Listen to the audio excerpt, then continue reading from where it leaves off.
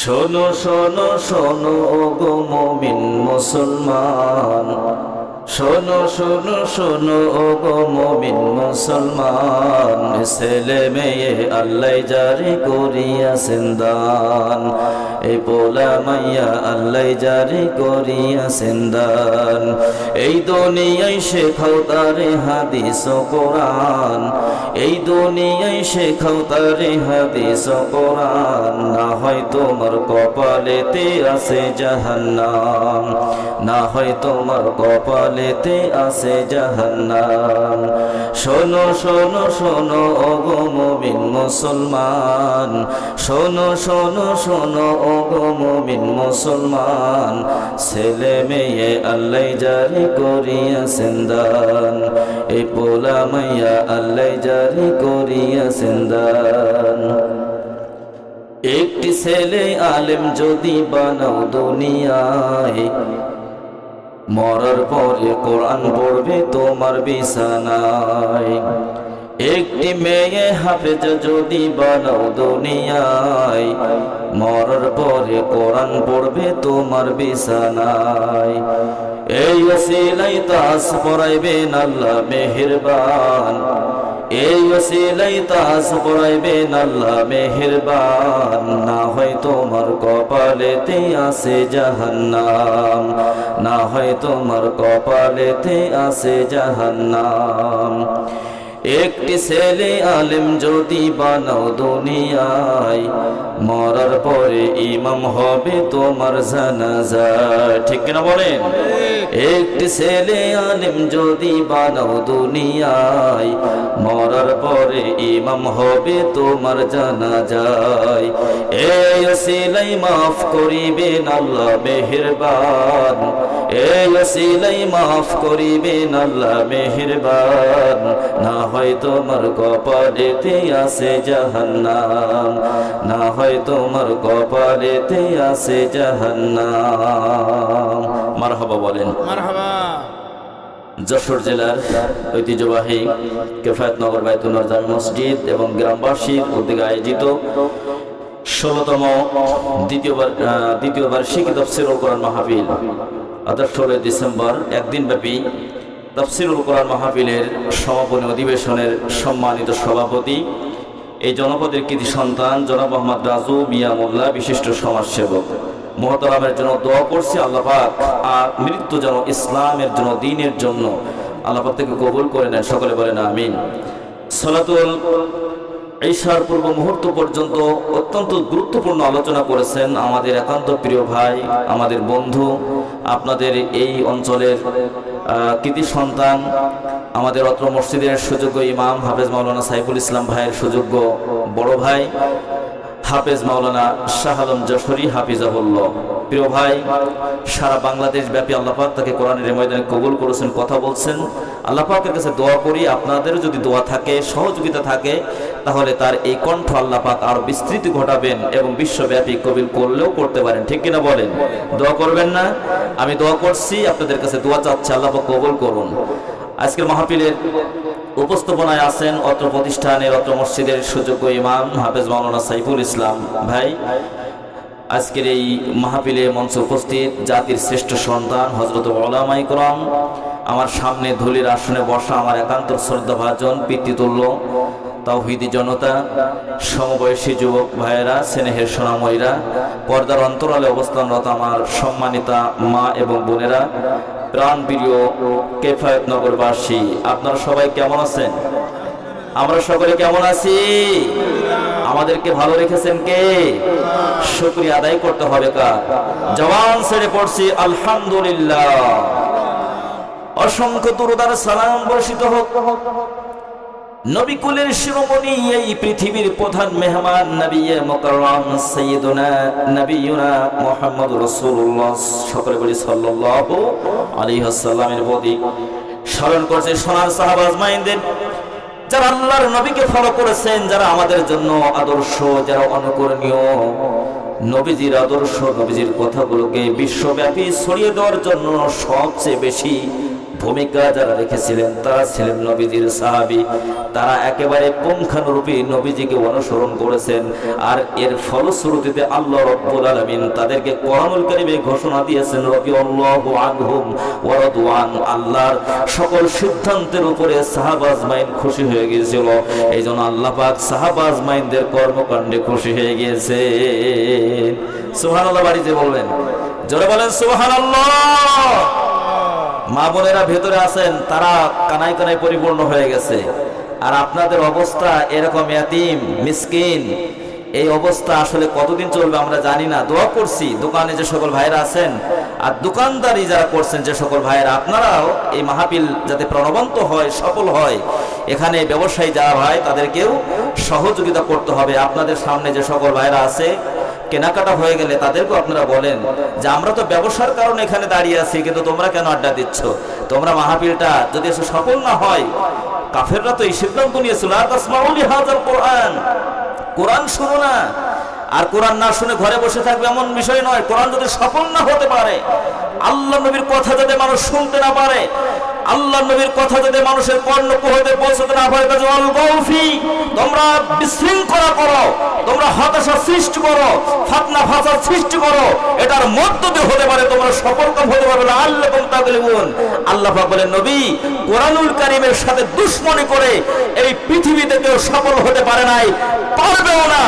আল্লাহর সাথে, কোরআনের সাথে, নবীর সাথে, দ্বীনের সাথে, শরীয়তের সাথে যারা ধৃষ্টতা করবে, আল্লাহ পাক এমন একটা থাপ্পড় বসিয়ে দেবেন, এই জমিন থেকে তাদেরকে গারদ করে দিবেন। জোরে বলে ঠিক না বেঠিক?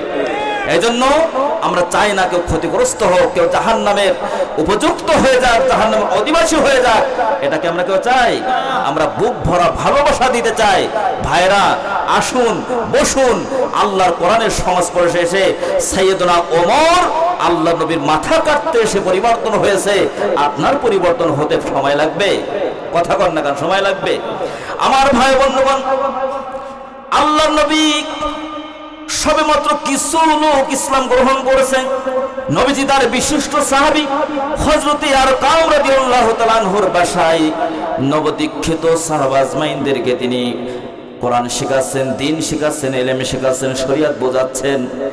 এমন সময় কাফেরদের পক্ষ থেকে আল্লাহর নবীর আনিত মিশনকে, আল্লাহ নবীর মিছিলকে যাতে জমিনে গারদ করে দেওয়া যায়, তার জন্য ষড়যন্ত্র করছে। কে করতে পারবে?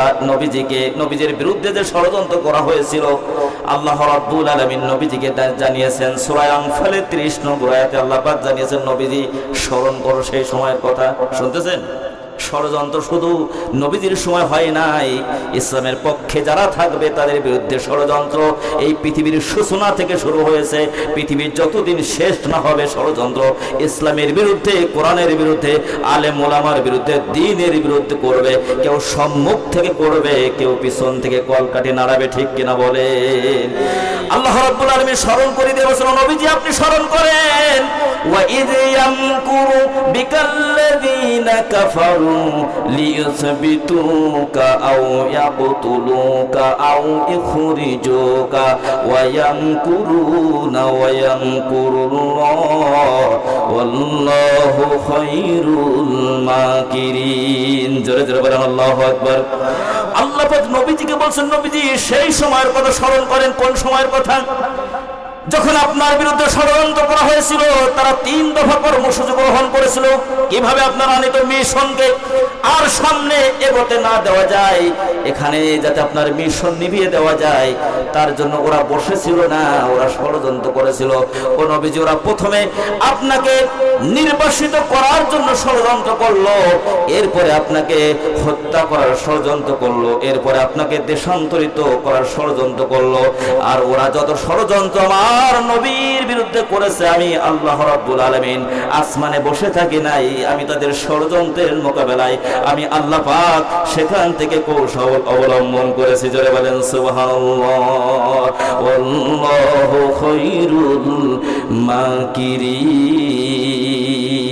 সবচেয়ে বড় কৌশলী কি বলেন তো? কে? আল্লাহ পাক কৌশলী। আল্লাহ পাক দেখেন না, আমাদের চোখের সামনে যেটা আছে আমরা তো বাসি, পচা, দুর্গন্ধযুক্ত, সেই পুরনো জিনিসগুলোকে আমরা সামনে এনে দুর্গন্ধ বেশি ছড়াতে চাই। কিন্তু সামনে যেগুলো আমরা সাজো সাজো চোখের সামনে যেটা দেখতেছি আমরা সেটাই বিবেচনা করতে চাই। অতীত ঘাটাঘাটি করে দুর্গন্ধকে আরো বেশি দুর্গন্ধ ছড়ায়। সমাজে অরাজকতা, বিশৃঙ্খলা, অনিয়ম, শয়তানি, মাস্তানি, গুন্ডামি, সাদাবাজি, মাস্তানি এগুলো করার মধ্য দিয়ে আপনারা এই জাতিকে কি বোঝাতে চান? আজ আপনারা যদি ইসলাম পন্থীদেরকে ঠেকাতে চান, তাহলে ইসলাম পন্থীরা যে ফর্মুলা জাতির সামনে উপস্থাপন করেছে, জাতি সেটাকে সাদরে গ্রহণ করে নিয়েছে। যদি এটাকে থামাতে হয়, পচা কথাকে সামনে না এনে আপনারা তাদের থেকে আরো ভালো কিছু ফর্মুলা দেশ এবং জাতির সামনে উপস্থাপন করেন, দেশ এবং জাতি আপনাদেরকে সাদরে গ্রহণ করবে। ঠিক কিনা বলেন? কিন্তু সেই মূলত আছে, সেই মূলত আছে। এরা মনে করে ক্ষমতাই আমাদের জন্য সবচেয়ে বড় সম্পদ। এই পৃথিবীতে ফেরাউন থাকতে পারে নাই, নমরুদ থাকতে পারে নাই, হারুন কারুন, হামান কামান কেউ থাকতে পারে নাই। আল্লাহর নবীর বিদায়ের ১৫০০ বছর পরে তাদের প্রেতাত্মা যারা তাদের অনুসৃত পথে যারা জীবন পরিচালনা করার সিদ্ধান্ত গ্রহণ করেছে, এরাও থাকতে পারবে না। ঠিক কিনা বলেন? আর যারা বলেন ঠিক না ঠিক? পৃথিবীতে কেউ স্থায়ী হয় না, হোক না সে ফেরাউন কিবা নমরুদ, কেউ ভবে চিরকাল রয় না, কেউ ভবে চিরকাল রয় না। চিরকাল কেউ থাকবে? জোরে বলেন থাকবে। ফেরাউন শেষ তক ছিল না, মৃত্যু তাকেও ছেড়ে দিল না। লিল্লাহি তাকবীর। ফেরাউন শেষ তক ছিল না, মৃত্যু তাকেও ছেড়ে দিল না। ডেকে ডেকে বলে যায় চিরকাল, কেউ যেন ফেরাউন হয় না। পৃথিবীতে কেউ স্থায়ী হয় না, হোক না সে ফেরাউন কিবা নমরুদ, কেউ ভবে চিরকাল রয় না, কেউ ভবে চিরকাল রয় না। জোরে বলেন মারহাবা। আমার ভাইরা কেউ থাকবেন। এই জন্য কোরআনের সাথে দুশ্মনী নয়, কোরআনের সাথে বন্ধুত্ব স্থাপন করতে হবে। ঠিক কিনা বলেন? ইসলামপন্থীদের সাথে, কোরআনপন্থীদের সাথে, আল্লাহর কোরআনের কর্মীদের সাথে, তাদের সাথে দুশ্মনী নয়, তাদের সাথে বন্ধুত্ব। আর এই বন্ধুত্ব করার মধ্য দিয়ে ইসলামপন্থীরা আল্লাহর সাথে কানেক্টেড হয়ে গেছে। আর আমরাও যদি ইসলামপন্থীদের সাথে কানেক্টেড হতে পারি, তাহলে আমার সাথে শাহ আলম ভাই, আমার শক লেগেছে, কারেন্টে শক ধরেছে, এরপরে শাহ আলম ভাই যদি আমাকে স্পর্শ করে, শাহ আলম ভাইয়ের শক লাগতে পারে কিনা? এরপরে আর একজন দুইজনকে বাঁচাতে আসলো, সবার লাগতে পারে কিনা? কাজেই আপনি যদি সেই ধারাকে, অনেকে আমাদের বলে জান্নাতের টিকিট বিক্রয় করছে, আসলে এগুলো তো শয়তানি কথা। জান্নাতের টিকিট এই পৃথিবীতে কেউ বিক্রি করতে পারে না, জান্নাতের পথ এবং পন্থা বাতলে দিতে পারে। ঠিক কিনা বলে? আরো জোরে বলে ঠিক না ঠিক? সম্মানিত ভাই বন্ধুগণ, আল্লাহ রাব্বুল আলামিন এই জাতির সামনে জাতির ভাগ্যকে সমুন্নত করার জন্য আল্লাহ পাক কোরআনুল কারীম নাজিল করলেন। এত বৃহত্তম একটি কিতাব আল্লাহ পাক নাজিল করলেন। এরপরে বললেন এর মধ্যে সব কিছু আমি ঢোকাই দিয়েছি, এমন কিছু নাই যা আমি এর মধ্যে কোরআনুল কারীমের মধ্যে আলোচনা করে নাই। মানুষের সামগ্রিক জীবনজিন্দেগিতে উন্নতি এবং সমৃদ্ধির পথে দেশ এবং জাতি মানবতা কিভাবে সামনে অগ্রসর হবে, আমি আল্লাহ রাব্বুল আলামিন এই কোরআনুল কারীমের মধ্যে সবকিছু আমি বলে দিয়েছি।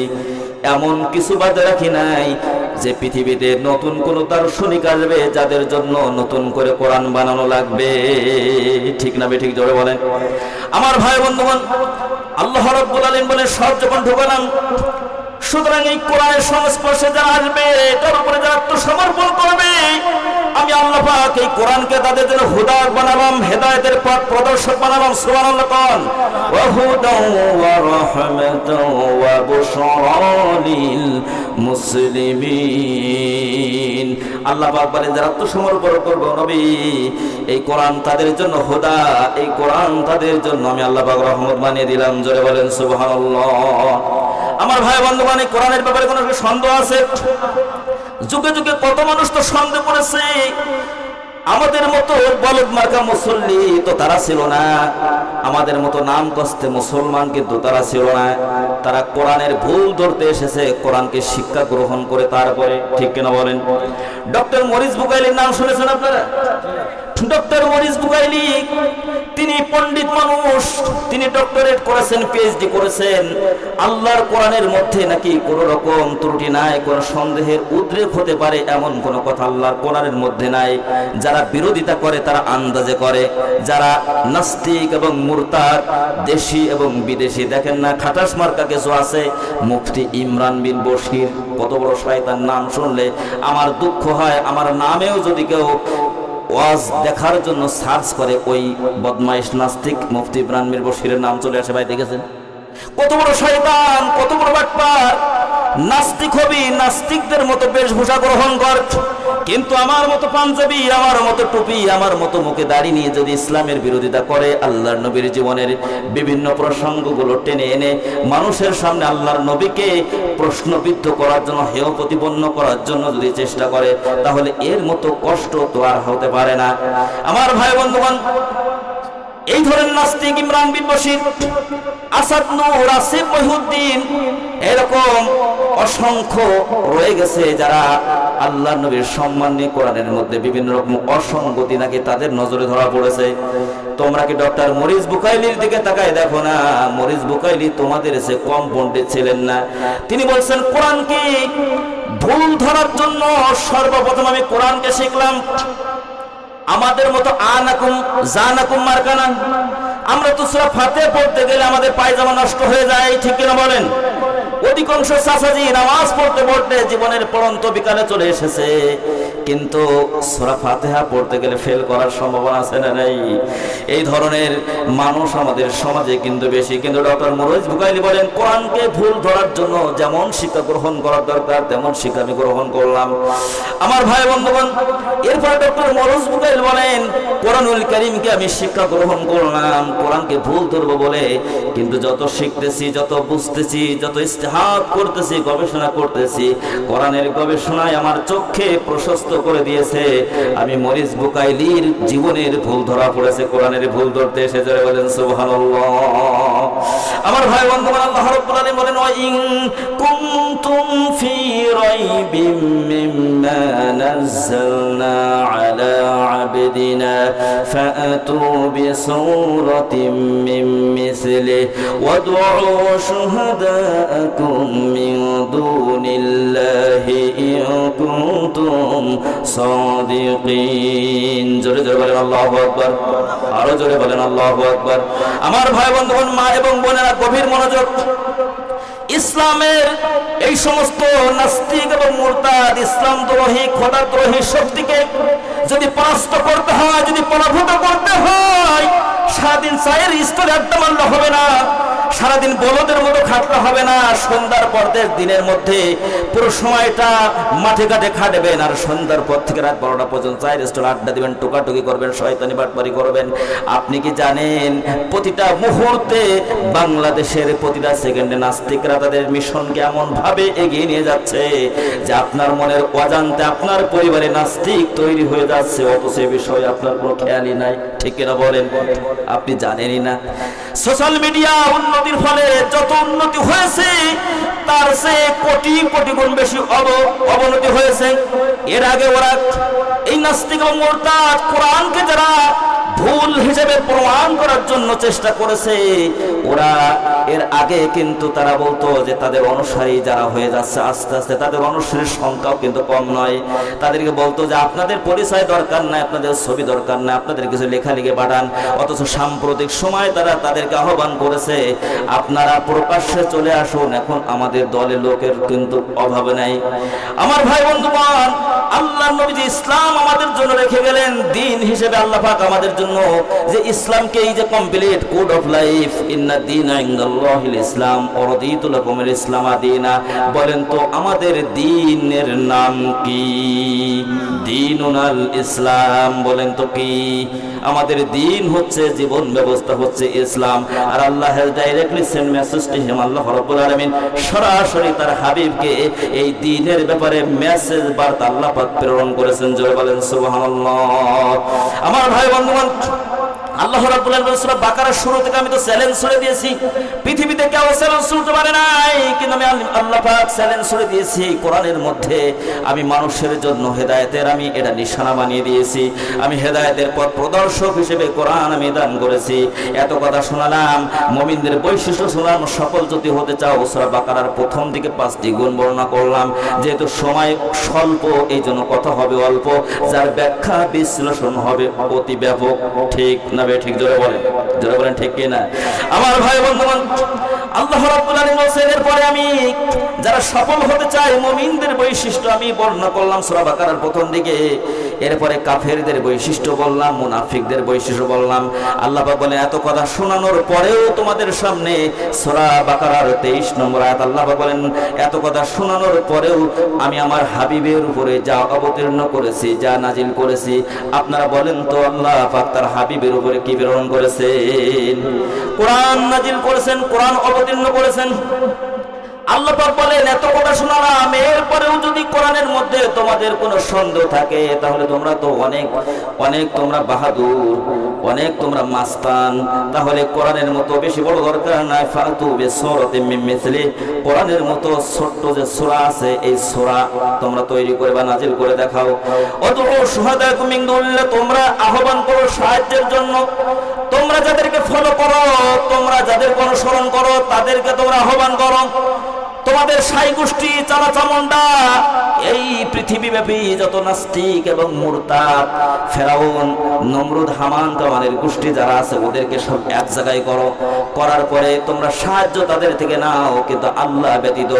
আর তোমরা যদি তোমাদের দাবিতে সত্যবাদী হও, কোরআনের মধ্যে ভুল আছে, তাহলে অবশ্যই এই কোরআনুল কারীমের মতো ছোট্ট একটি সূরা তোমাদেরকে নাজিল করে দেখাতে হবে। বলেন কি পারবে? আল্লাহর নবীর অর্ডার অনুযায়ী সাহাবাদের মধ্য থেকে কোরআনুল কারীমের সবচেয়ে বড় সূরা সূরা কাউসার, সবচেয়ে বড় সূরা সূরা কাউসার। আপনার কথা না বললে বুঝবো যে আসলে আপনার ওই মার্কা আনাকুম জানাকুম মার্কা মুসল্লি। কোরআনুল কারীমের সবচেয়ে বড় সূরা কি সূরা কাউসার নাকি? সবচেয়ে ছোট সূরা।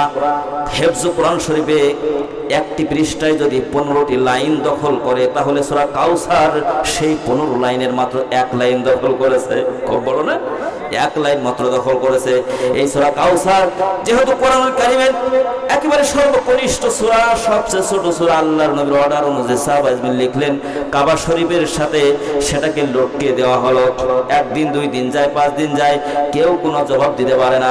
এরপরে ওরা জবাব একটি তৈরি করেছে, ইন্না আ'তাইনাকাল কাউসার লাইসা হাযা কালামুল বাশার। জোরে বলেন আল্লাহু আকবার। ওরা স্বীকার করেছে এটা কোনো মানুষের রচিত কোনো কিতাব হতে পারে না, এটা বাশারের রচিত কিতাব হতে পারে না। আসমান জমিনের মালিক যিনি, তিনি এই কোরআনুল কারীম নাজিল করেছেন। জোরে বলেন সুবহানাল্লাহ। আমার ভাই বন্ধুগণ, এরপর আল্লাহ পাক চ্যালেঞ্জ দিয়েছেন বারবার, কুল ফাতু বিআশরি সুওয়ারিন মিসলিহি। আল্লাহ পাক সর্বশেষ তো একটার কথা বলেছেন, এর আগে আল্লাহ পাক 10টার কথা বলেছেন। তোমাদের যদি সেই সক্ষমতা থাকে, মুহাম্মদ সাল্লাল্লাহু আলাইহি ওয়াসাল্লাম মানুষ, তোমরাও মানুষ, তোমরা বলছো যে মুহাম্মদ সাল্লাল্লাহু আলাইহি ওয়াসাল্লাম বানাতে পারবে, তাহলে তোমরাও তো বানাতে পারবে। তাহলে মুহাম্মদ সাল্লাল্লাহু আলাইহি ওয়াসাল্লাম এত বড় একটি কিতাব যদি তিনি বানাতে পারেন, তাহলে তোমরা কেন কাউসার সূরার মতো একটি ছোট্ট সূরা তোমরা বানাতে পারবে না? বলেন তো আমার আল্লাহর কথার মধ্যে কি সুজ ঢোকানোর কোনো জায়গা থাকে? আল্লাহু আকবার বলেন। আমার ভাই বন্ধুগণ, আল্লাহ রাব্বুল আলামিন চ্যালেঞ্জের পরে চ্যালেঞ্জ দেওয়ার পরে আল্লাহ পাক তার পরের আয়াতে সূরা বাকারার 24 নম্বর আয়াত আল্লাহ পাক বলেন, ফা ইল্লাম তাফআলু ওয়া লা তাফআলু ফাত্তাকুন নারাল্লাতী ওয়াকুদুহান নাস ওয়াল হিজারা উইদ্দাত লিল কাফিরিন। জোরে জোরে বলেন আল্লাহু আকবার। আল্লাহ রাব্বুল আলামিন বলেন, তাহলে যদি তোমরা তা না পারো, তাহলে তোমরা বলো, ইন্না আ'তাইনাকাল কাউসার, লাইসা হাযা কালামুল বাশার। জোরে বলেন আল্লাহু আকবার। আল্লাহ রাব্বুল আলামিন বলেন, তাহলে যদি তোমরা তা না পারো, তাহলে ওয়ালান তাফালু, আল্লাহ পাক মোজারের শুরুতে লাং শব্দ প্রবিষ্ট করিয়ে ভবিষ্যৎকালের কোন অর্থকে আল্লাহ চূড়ান্ত ভাবে নাবোধক অর্থ করে দিচ্ছেন। তোমরা যদি তা না পারো তার মানে তোমরা কঠিন কালেও পারবে না। যদি না পারো আর যদি কঠিন কালেও তোমাদের পক্ষে সম্ভব না হয়, তাহলে ফিরে আসো সেই আল্লাহর দিকে, ভয় করো সেই আগুনকে। ওয়াকুদুহান নাসু ওয়াল হিজারা, যেই অগ্নিকাণ্ড, যেই আপনার তৈরি করা হবে মানুষ এবং পাথর, মানুষকে পোড়ানো হবে, ইন্ধন বানানো হবে পাথর দ্বারা। আর উইদ্দাত লিল কাফিরিন, যেটা প্রস্তুত করে রেখে দিয়েছেন আল্লাহ পাক শুধুমাত্র অবদ্ধ বর্বর কাফের গোষ্ঠীর জন্য। জোরে বলেন নাউজুবিল্লাহ। আমার ভাই বন্ধুগণ, এই জন্য আল্লাহ পাকের ভয় আমাদের কর্ণকুহরে, আমাদের আল্লাহ পাকের কথাগুলো পৌঁছে না। গায়রুল্লাহর দিকে আমরা এত বেশি মনোনিবেশ করেছি যে আল্লাহর কথাগুলো আজ আমাদের সামনে মাহজুর কথায় পরিণত হয়ে যায়। আল্লাহর নবীর কথাগুলো মাহজুর, পরিত্যক্ত কথায় পরিণত হয়ে যায়। আল্লাহর নবীর রেখে যাওয়া সেই ইসলাম আজ আমাদের কাছে পরিত্যক্ত ইসলামে পরিণত হয়ে যায়। আল্লাহর নবীর আনিত সেই কোরআনুল কারীম আজ আমাদের কাছে পরিত্যক্ত হয়ে যায়, পরিত্যক্ত কিতাবে পরিণত হয়ে যায়। যারা বলেন ঠিক কিনা? কাল কিয়ামতের ময়দানে কোরআনুল কারীমকে যদি আপনি পাবন্দি না করেন, কাল কিয়ামতের কঠিন ময়দানে আপনার বিরুদ্ধে মামলা দায়ের করবেন স্বয়ং আল্লাহর নবী। নাউজুবিল্লাহ। কোন কে মামলা করবেন? মোল্লা শাহ আলম ভাই, আমার চাচাজি মামলা করবেন আল্লাহর নবী স্বয়ং নিজেই। এ কথা কোরআনে আছে তো? কথা বলেন না কেন? আছে। আমরা কি কোরআনে না থাকলে সে কথা বলবো? তাহলে আপনারা স্বচ্ছ নিয়ে বলবেন কোরআনে আছে না নাই? সূরাতুল ফুরকান 30 নম্বর আয়াত আল্লাহ রাব্বুল আলামিন বলেন, ওয়া ক্বালার রাসূলু ইয়া রাব্বি ইন্না কওমি ইত্তাখাযু হাযাল কুরআনা মাহজুরা। জোরে জোরে বলেন আল্লাহু আকবার। আল্লাহ রাব্বুল আলামিন বলেন, সেদিন রাসূল বলবে, হে আমার রব, এই কিতাবকে আমি রেখে এসেছিলাম, এই কিতাবকে আমি তাদের কাছে রেখে এসেছিলাম, বলে এসেছিলাম দুইটা জিনিস রেখে গেলাম।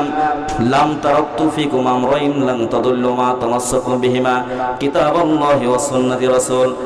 দুইটা জিনিস তোমাদের কাছে আমি রেখে যাচ্ছি, একটা হচ্ছে আল্লাহর কিতাব, দুই নম্বর হচ্ছে আমি রাসূল, আমার সুন্নাহ। এই দুইটা জিনিস যদি তোমরা আঁকড়ে ধরতে পারো, কঠিনকালেও তোমরা পথভ্রষ্ট হবে না, লক্ষ্যচ্যুত হবে না, গোমরা হবে না।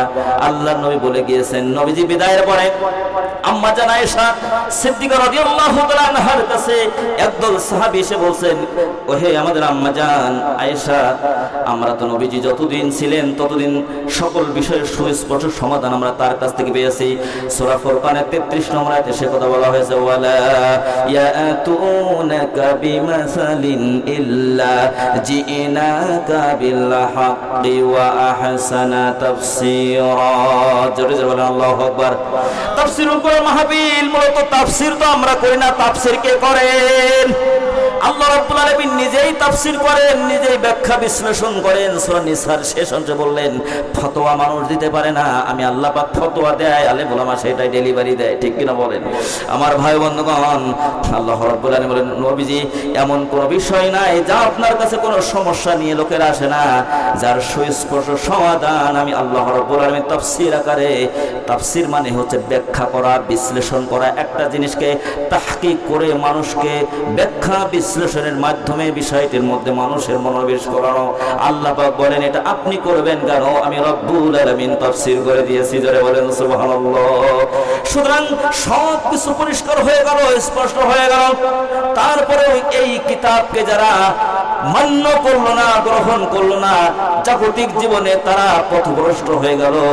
আল্লাহ রাব্বুল আলামিন বলেন, কালকে আমাদের কঠিন ময়দানে নবীজি যখন মামলা দায়ের করবে, তখন নবীজি আল্লাহ পাকের কাছে মামলার আরজি দেব, আল্লাহ এই কিতাবকে তাদের জন্য রেখে এসেছিলাম হেদায়েতের পথ প্রদর্শক হিসেবে, কিন্তু আমি আসার পরে এই কোরআনুল কারীমকে তারা পরিত্যক্ত কিতাবে পরিণত করেছে। জোরে বলেন নাউজুবিল্লাহ।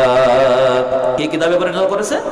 পরিত্যক্ত মানে কিতাবে পরিণত করেছে। আচ্ছা আপনারা বলেন, পরিত্যক্ত কোন জিনিসকে বলা হয়? যে জিনিসটা, যে বস্তু, যে ঘর ব্যবহৃত আপনার হাতের হতে পারে, সেটা একটি দা হতে পারে, একটা কাঁচি, ব্যবহৃত কোনো জিনিস আপনি এক সপ্তাহ ব্যবহার করবেন না, হারিয়ে গেছে, মাথার তলে রয়েছে, এক সপ্তাহ পরে পেয়েছেন, দেখবেন ওটা কি ব্যবহারের উপযোগী থাকে না মরিচা ধরে যায়? আল্লাহর কোরআন শুধু একদিন নয়, সপ্তাহ নয়, মাস নয়, বছর নয়, যুগ নয়, এমনও খাটাস মার্কা নামধারী মুসলমান আছে শুধু বিড়ির দোকানে উল্টা পাল্টা টান মারে, আর আলেমদের কাছে যদি কেউ কোনো প্রশ্ন করে ওরাই প্রশ্নের জবাব দিয়ে দেয়। অথচ কোরআনুল কারীমের ধারে কাছে যায় না। হাফেজ সাহেবদেরকে হঠাৎ করে বাপ মারা গিয়েছে, হুজুরদেরকে খবর দিয়েছে, হুজুর একটু আসেন, একটু কোরআনুল কারীম পড়তে হবে, একটু খতম পড়ে দেন, বাপের জন্য শ্রাদ্ধ দিয়ে দেই। সারা জীবন কিছু করে নাই, মরার পর এখন হাফেজ সাহেবদেরকে ভাড়া করে নিয়ে আসছে। আসলে ফয়সালা কি হবে আল্লাহ পাক ভালো জানে। এবার হাফেজ সাহেবরা যদি বলেন আমরা তো কোরআনুল কারীম মানি না, কয়েকটা কোরআন আমাদেরকে এনে দেন, কোরআনুল কারীম যখন আনবে দেখবেন ওই কোরআনুল কারীম ওই ব্যক্তির দখলে নাই, তাকে উপরে ছিল ঠিকই, কিন্তু সময়ের ব্যবধানে মাকড়সার দখলে চলে গেছে। ঠিক কিনা বলেন? বলেন আছে কি নাই?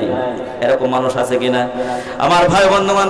এই জন্য কোরআনুল কারীমকে যারা পরিত্যক্ত কিতাবে পরিণত করছেন, কোরআনুল কারীমকে পড়ছেন না, কোরআনুল কারীমকে মানছেন না, কোরআনুল কারীমের আমলগুলোকে যথাযথভাবে গ্রহণ করছেন না, কালকে আমাদের কঠিন ময়দানে মহাশরে আল্লাহ রাব্বুল আলামিন সেই দিন আপনাকে যদি অন্ধ করে উঠায় তাহলে করার কিছু থাকবে? আল্লাহ রাব্বুল আলামিন সূরা তাহার মধ্যে সে কথা বললেন, ওয়ামান আ'রাদা আন যিকরি ফাইন্না লাহু মাঈশাতান দানকা ওয়া নাহশুরুহু ইয়াওমাল কিয়ামাতি আ'মা। জোরে বলে আল্লাহু আকবার। রাব্বুল আলামিন বলেন কালকে আমাদের কঠিন ময়দানে, আচ্ছা আমি আগে অর্থ বলার আগে জিজ্ঞাসা করতে চাই, অন্ধ হয়ে কে কে উঠবেন? হাত দেখান যে আমি অন্ধ হয়ে উঠবো। এখন চক্ষু আছে কিন্তু আমি অন্ধ হয়ে উঠবো।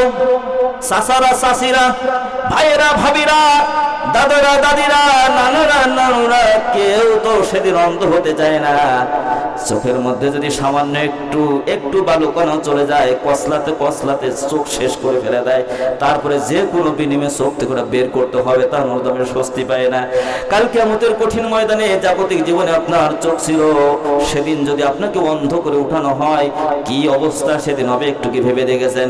তখন এই চক্ষু সমান লোকগুলো রব্বি কারীমের কাছে বলল, রব্বুল আলামিন কেন আমাদেরকে অন্ধ করে ওঠানো হলো? অথচ দুনিয়ার জিন্দেগিতে আমরা তো চক্ষু সমান ছিলাম। আল্লাহ রাব্বুল আলামিন বলেন কেন অন্ধ করে উঠালাম? قال رب لم حشرتني أعمى وقد كنت بصيرا قال كذلك أتتك آياتنا فنسيتها وكذلك اليوم تنسى। জোরে জোরে বলেন আল্লাহু আকবার। রব্বুল আলামিন সেদিন বলবেন আমার মায়েরা, আমার ভাইয়েরা, গভীর মনোযোগ সহকারে কথাগুলো শোনেন। একটা কথাও কোরআনের বাইরে থেকে বলার চেষ্টা করব না। এই কথাগুলো যদি আমরা এখানে দাফন করে না যদি বাড়ি পর্যন্ত নিয়ে যেতে পারি, হতে পারে কিসমত খুলে যাবে, তাকদীর খুলে যাবে, আমার জীবনের প্রদীপটা একেবারে পরিবর্তন হয়ে যেতে পারে। ঠিক কিনা বলে? গতিবিধি পরিবর্তন হয়ে যেতে পারে। সেদিন আপনি বলবেন রব্বুল আলামিন আমি তো চক্ষু সমান ছিলাম, কেন আমাকে অন্ধ করে ওঠানো হলো? আল্লাহ রাব্বুল আলামিন বলেন তুমি ফিরে যাও তোমার জাগতিক জীবনের কথা। সেদিন তোমার চোখ থাকা সত্ত্বেও তোমার সামনে আমার কিতাব গিয়েছিল, আমার কোরআন গিয়েছিল, তোমাদের হেদায়েতের পাথ হিসেবে আমি আল্লাহ পাক এটাকে তোমাদের জন্য দান করেছিলাম। অথচ সেটাকে তোমরা ভুলে গিয়েছিলে, তোমরা পড়ার চেষ্টা করো নাই, নিজেরা শেখো নাই। কোরআন না পড়তে পারা মানুষের সংখ্যা আমাদের সমাজে কম না বেশি? জোরে বলেন কম না বেশি? হাই স্কুলে ছেলে পেলে যদি যায় 150, মাদ্রাসায় যায় মাত্র 15 জন, তার থেকে কম। তাহলে আমাদের ওই দিকেই তো ইসলামের দিকে, কোরআনের দিকে, কোরআন শিক্ষা হাদিস শিক্ষার চেয়ে আমাদের ওইটা বেশি গুরুত্বপূর্ণ হয়ে গেছে। নিজে শিখলেন না, পরিবারের সদস্যদেরকে শিখালেন না, আপনার পরিবার থেকে কোরআনের আলোকে আলোকিত করলেন না, অথচ আপনি কোরআন সেদিন আপনি চোখ নিয়ে উঠতে চান। আল্লাহ বলেন দুনিয়ায় যেভাবে চোখ থাকা সত্ত্বেও ওই চোখকে কাজে লাগাও না, আজ এই পরকালের এই গুরুত্বপূর্ণ সময়ে আমি তোমার চক্ষুকে বন্ধ করে দেব, আমি তোমার চোখের দৃষ্টিকে আমি ছিনিয়ে নেব। এই জন্য যে আমার আয়াতকে যেভাবে তোমরা ভুলে গিয়েছিলে, আজকের এই কিয়ামতের কঠিন ময়দানে আমি আল্লাহ রাব্বুল আলামিন তোমাদেরকে তেমনি ভাবে ভুলে গেলাম। জোরে বলেন নাউজুবিল্লাহ। ভাইরা, আল্লাহ পাক কিয়ামতের ময়দানে আমাদের ভুলে যান, আমরা কি কেউ চাই?